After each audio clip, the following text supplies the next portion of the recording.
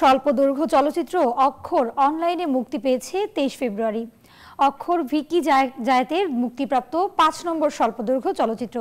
এই নির্মাতা এর আগে মায়া, অবিশ্বাস, মোমেন্টস, দেয়াল এর মতো জনপ্রিয় স্বল্পদৈর্ঘ্য চলচ্চিত্র নির্মাণ করেন। অক্ষর নিয়ে বিস্তারিত থাকছে সৈয়দ রোকনের প্রতিবেদনে।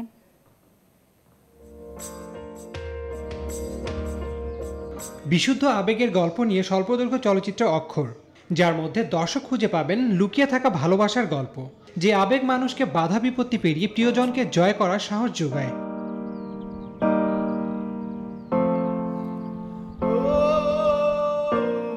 ছাব্বিশ মিনিটের স্বল্পদৈর্ঘ্য চলচ্চিত্রের গল্প ও চিত্রনাট্য লিখেছেন নির্মাতা ভিকি জায়েদ নিজেই। এর মধ্য দিয়ে এবারই প্রথম কোনো চলচ্চিত্রে জুটি বেঁধে অভিনয় করেছেন ফারহান আহমেদ জোভান ও সাফা কবির।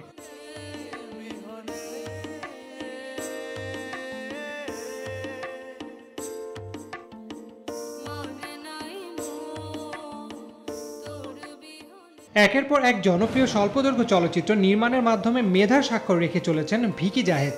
এসে ভর করলো লুবনার মাথায়। রাশিদ কি তাকে পছন্দ করে? পছন্দ করলে কিছু বলে না কেন? শুধু একের পর এক বই দিচ্ছে। তার দূরবীন নামের আরেকটি চলচ্চিত্র মুক্তির অপেক্ষায় রয়েছে।